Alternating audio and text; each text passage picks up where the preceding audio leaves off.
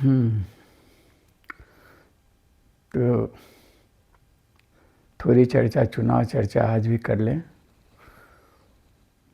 इस ग्रैंड सफलता के बारे में।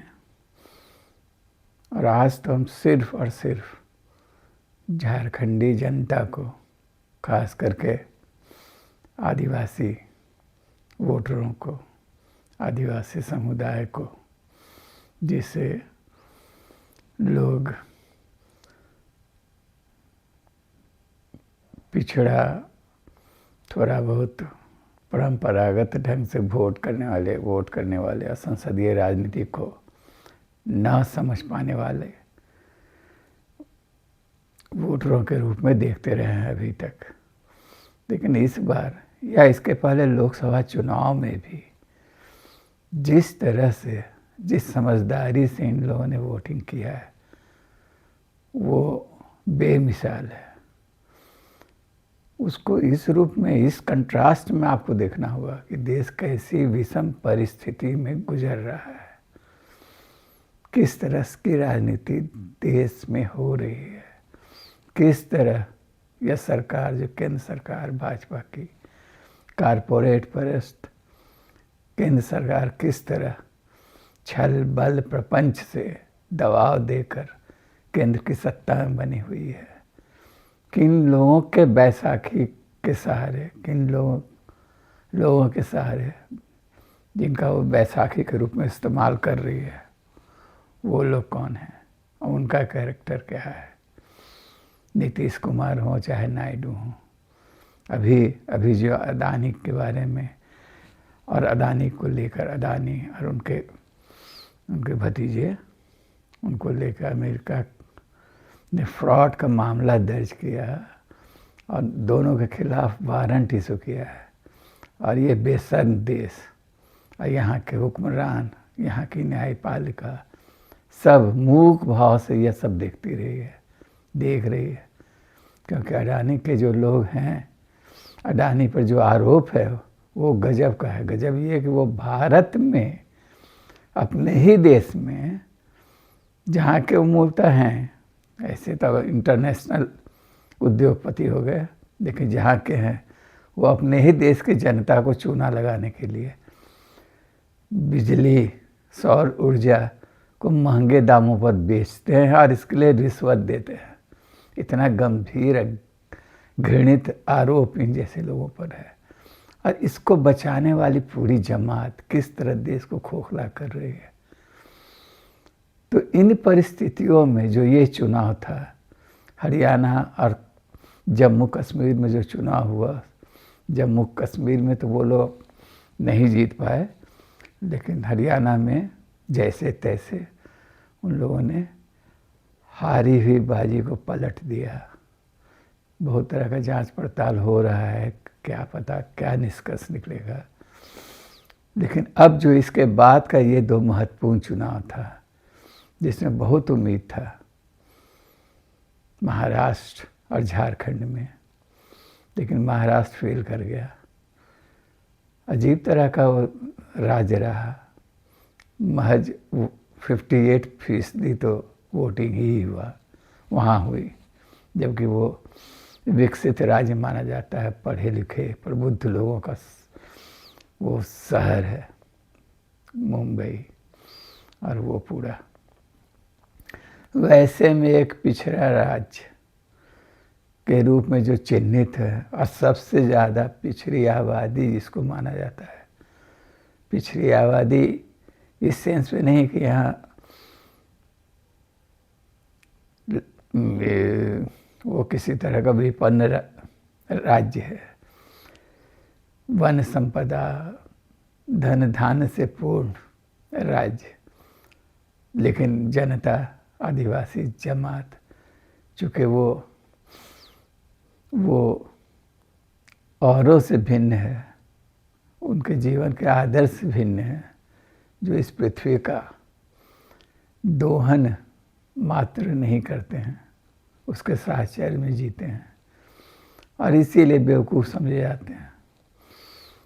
और उस जमात ने जितनी समझदारी से वोट किया है उसको देख कर आश्चर्य होगा। और वो बुनियाद है जिस पर खड़ी होकर झामुमो इस मुकाम पर पहुंची है। टोटल 82 विधानसभा सीट है और उसमें 56 झामुमो और अलायंस ने जीता है। और वो जो जीत दर्ज किया है उसमें एसटी सीट शायद 28 है, यानी जस्ट 28 सीट और अन्य लोगों ने, ये जो आदिवासी रिजर्व सीट के बाहर का सीट था। तो इसका तो एक निष्कर्ष तो ये है कि इस इंडिया गठबंधन को सभी तबकों का समर्थन मिला है। सभी तबकों में हम भक्तों को शुमार नहीं करेंगे जो हर मोहल्ले में मंदिर बना के भजन गाते हैं, आप पाठ करते हैं सुबह शाम चिल्ला चिल्ला के। हम ऐसे लोगों की बात कर रहे हैं जो थोड़ी समझदारी से जो देख रहे हैं बदलती दुनिया को। तो जो हो, और उस बड़े तबके को जो वंचित जमात है जिसमें तरह तरह का फूट डाल करके मुट्ठी भर लोग जिन पर शासन करते हैं, उस जमात ने एकजुटता दिखाई है, तभी वो झामुमो और अलायंस उसका इंडिया गठबंधन इतनी बड़ी सफलता हासिल कर सका है। दूसरी बात यह है जो दिखाई दे रहा है वो ये कि भाजपा जिन 24 सीटों पर भी जीती है, यदि थोड़ी सी सावधानी से और चुनाव लड़ा जाता तो वो और नीचे आ जाती। क्योंकि आप गौर करके देखेंगे कि भाजपा की जीत जहाँ जहाँ से भी हुई है उसमें ज़्यादातर जो अंतर है वोटों का, जीत का मार्जिन, वो कोई बहुत ज़्यादा नहीं है। हम कुछ जगह का जैसे नोट करके रखे, जैसे कोडरमा में नीरा यादव जीत गई महज 5000 वोट से, 5815। बरकट्टा में जीती है भाजपा तो 3660 वोटों के अंतर से। तो ये है जरमुंडी में भी जैसे 15000 वोटों के अंतर से। जबकि झामुमो जिन सीटों पर दर्ज की है जीत, उसका मार्जिन देख के आप दंग रह जाइएगा। विशाल मार्जिन है। जैसे राजमहल में 43,000 वोटों के फासले अंतर से वो जीती है, भाजपा को पराजित की है। बोरियो में 19,273 वोटों से, जहाँ लोबिन हेम्ब्रम थे जो बहुत पुराने झारखंडी नेता ही थे। शिबू सोरेन के बगल में आप देखिएगा पुराने चित्रों में उनको, लेकिन वो बिदक कर चले गए आज, जिस कारण से भी गए हों, लेकिन हार गए। तो भी इसलिए फासला थोड़ा कम रहा, 19,000। बरहेट में 25,000, लिट्टीपारा में 26,000 से कुछ आधे, महेशपुर में 61,000 वोटों के अंतर से, शिकारीपाड़ा में 38,000 वोटों के। विशाल, मतलब जहाँ भी है। अब कुछ सीटों पर जहाँ जो डाउटफुल था भाई, जैसे लुइस मरांडी जीती हैं तो वो 5,738 वोटों के फासले पर, क्योंकि वो दल बदल करके आई थी। तो लगता है कि जनता एकदम आदिवासी समाज और वोटर एकदम तौल तौल के लोगों को वोट दे रहा था, किसको क्या देना है, कैसे देना है। जिसका श्रेष्ठ उदाहरण है किसी कोल्हान में, उस क्षेत्र में जहाँ आपके हम लोगों के चंपई सोरेन थे, जिसको लेके भाजपा पूरी रणनीति बना रही थी। तो उस जगह में सारा सीट हार गई भाजपा। लेकिन एक सीट, 1 या 2 सीट शायद जीती है, जो उसमें एक सीट ये चंपई सोरेन को जनता ने बख्श दिया कि जाओ चलो, अपने ही आदमी हैं, किए हैं गड़बड़ी चाहे जो भी। लेकिन तो भी चलो उनकी इज्जत रख लो। माने अजीब संतुलित ढंग से वोट हुआ है। गिरिडीह से सोनू जी जीत गए हैं, जिन पर तरह तरह का हम सुनते रहे इधर उधर से कि वो उनका बहुत हेमंत सोरेन से नज़दीकी है, या दबाव दे के कई टिकटों पर तरह तरह के लोगों को दिलवाया है। जैसे राजधनवार वाला जो मामला हुआ है, जहाँ से अंत में बाबूलाल जीत गए, वहाँ की राजनीति में कहा जाता है, भाई हम कोई हम सुने हैं जैसा, उनको महज जीत तो गए वो, लेकिन 3800 वोट से। तो इसलिए इरफान अंसारी सीता जो यहाँ हैं इरफान अंसारी, वो जामताड़ा में सीता सोरेन को 43,000 वोटों से पराजित कर दिया। सोच सकते हैं आप, आदिवासी इलाका था, वहाँ रहा होगा सीता सोरेन, तभी वहाँ लड़ने गई, और भाजपा का समर्थक वोट भी उनको मिला होगा, तो भी वहाँ फासला इतना बड़ा रहा, यानी 43,000 का। इसलिए कुल मिला के जो हम देख रहे हैं वो कुल मिला के रघुवर दास के कोई परिजन कोई चुनाव लड़ रहे थे, वो लड़ रही थी कोई, वो तो शायद जीत गई, लेकिन मीरा मुंडा जी हार गई कस के बुरी तरह 27,000 वोटों के अंतर से। तो ये दिखाई दिया है, ट्रेंड दिखाई दिया है कि इस बार और एक और चीज़ जो दिखाई देता है, जो बार बार लगता है, जैसे हम लोग कहते रहे पिछले कुछ पुराना जो था, कुछ पुराने चुनाव के अनुभवों से, जैसे 2005 में या उसके बाद, कि कुर्मी समुदाय जो है भाजपा का अंधभक्त हो गया है, उसको दे रहा है। लेकिन वैसा इस चुनाव में वो भी टूटा है, वो भी दिखा है साफ, ऐसा नहीं है। जिस कारण से भी हो, एक तो जैसे मान लीजिए आजसू तो जो भाजपा करती है कि लोग गए उससे सटे तो उसका सारा ताकत खींच ली, सारा वोटर अंत में। जब उस वोटरों को भी तो ये समझ में आता है ना कि जब मेरे मार्फत आप वहाँ ही जाना है आपको, तो हम उन्हीं को क्यों ना सपोर्ट करें। तो जो सुदेश महतो कुर्मियों के नेता बन के उभरे थे एक दौर में, विनोद बिहारी महतो, राजकिशोर महतो, चाहे इन लोगों के खाली हो जाने के बाद एक वैकुंठ हो गया था। उस समय सुदेश महतो उभरे थे, और वो उभरे तो थे, एक पहले तो वो आजसू के थे, झारखंडी थे, झारखंड आंदोलन से जुड़े, तो जनता का उनको सपोर्ट ही मिला, सब कुछ हुआ। लेकिन बाद में अपने राजनीति को पुख्ता आधार देने के लिए वो शुद्ध कुर्मी राजनीति करने लगे, और उनकी छत्र छाया में कुर्मी समाज गया भी उनको लेके। वो इत्तेफाक से अपना उस समय था कि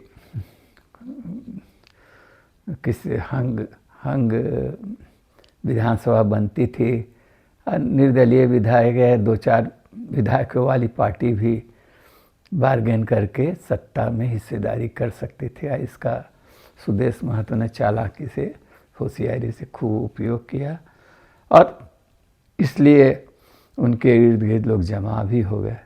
लेकिन जैसा कि होता है, अंत में धीरे धीरे भाजपा उनके साथ जैसे सटी, तो भाजपा में चले गए उनके वोटर, बहुत एक बड़ा हिस्सा। और लेकिन कुर्मी समुदाय में तो जो शहरी, जो पढ़ा लिखा है कुर्मी समुदाय का तबका है, जो आरक्षण की राजनीति में फंसकर जो तरह तरह का उसको लगता है कि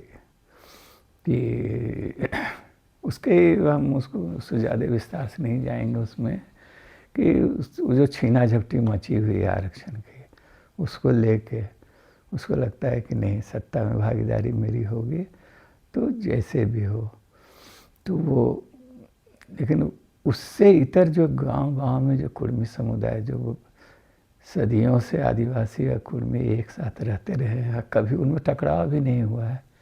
टकराव हाल के दिन में आधुनिक दौर जब आता है, संसदीय राजनीति का जो दौर आता है, अलग राज्य बनने के बाद खास करके शुरू होता है तब, नहीं तो उसके पहले तो लोग मिलजुल के ही रहते थे और एक साथ।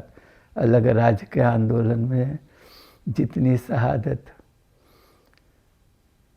झामुओं के लोगों ने दी, यानी आदिवासी समाज ने दी, उससे कम शहादत कुर्मियों ने नहीं दी थी। एक से एक दिग्गज नेता, खास करके कोयलांचल में, क्योंकि वो पूरा इलाका ही महतो कुर्मी लोगों का था।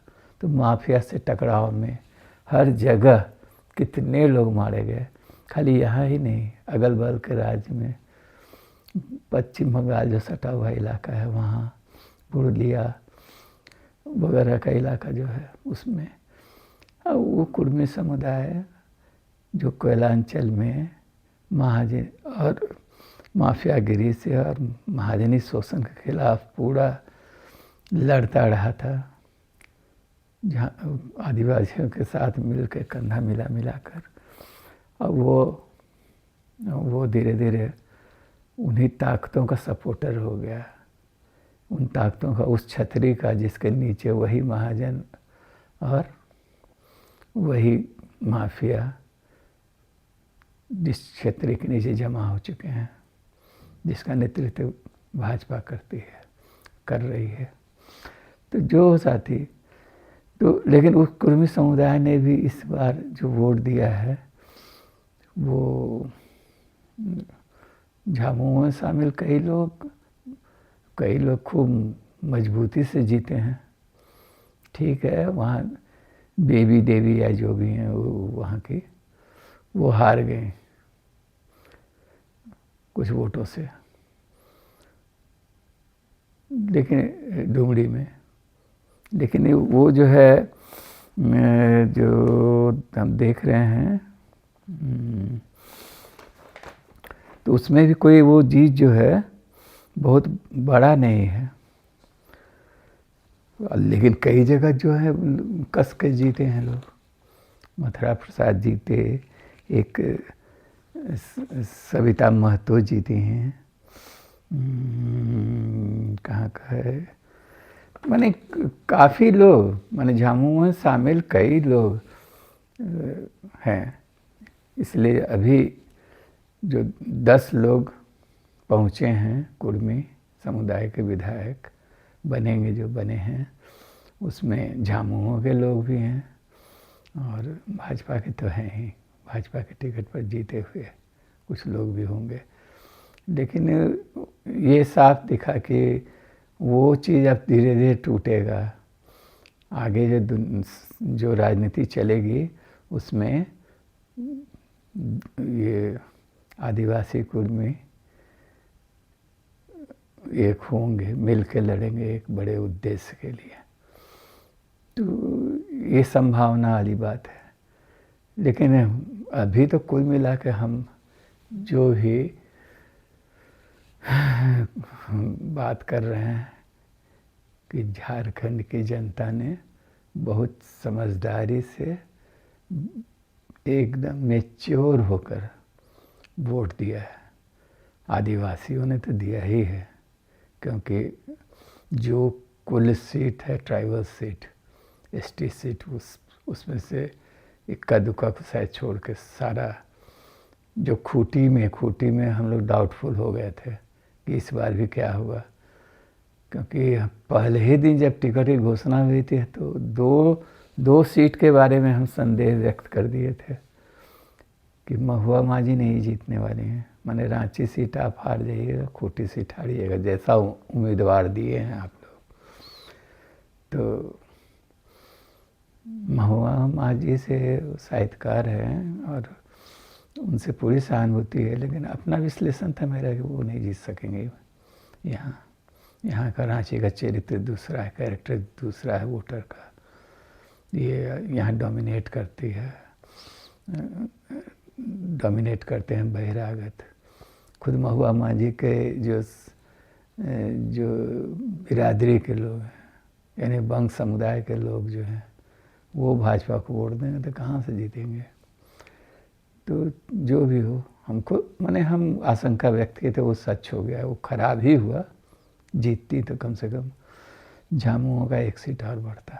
और खूंटी में भी हमको संदेह था, क्योंकि एक दूसरे उम्मीदवार को, कुछ कम लोकप्रिय उम्मीदवार को झामुमो ने टिकट दिया था, लेकिन बाद में झामुमो ने वहाँ बदल दिया। उसके बावजूद कहा जा रहा था कि वो मजबूत कैंडिडेट नहीं है। बहुत सारे लोग चाहते थे कि वहाँ के लोकल कोई मजबूत, एक महिला समाज सेवी का बहुत चर्चा था कि उनको देना चाहिए था, लेकिन नहीं हुआ। झामुमो ने दे दिया दूसरे को। तो थोड़ा सा डाउट हो रहा था कि पता नहीं क्या होगा, लेकिन वहाँ भी इस बार खूंटी ने अपना पूरा हिसाब चुका दिया।